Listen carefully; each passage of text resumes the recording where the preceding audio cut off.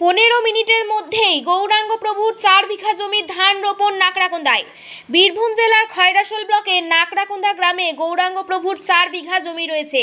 এবছর প্রবল বৃষ্টি হলেও সময় মতো জমিটি ধান চাষ করার জন্য শ্রমিক মজুর পায়নি। তাই এদিন 22শে শ্রাবণ বৃহস্পতিবার গৌরাঙ্গ প্রেমী ভক্তরা একত্রিত হয়ে মনস্থির করল যে আমরা সকলে মিলে বিনামূল্যে গৌরাঙ্গ সেবার জন্য ওই জমিটি চাষাবাদ করে দেব।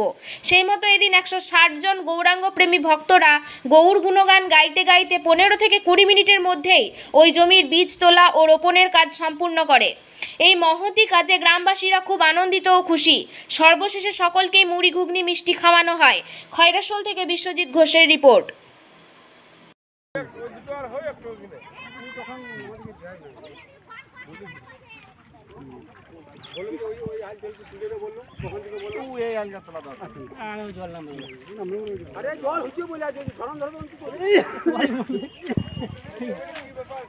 সমস্যা আছে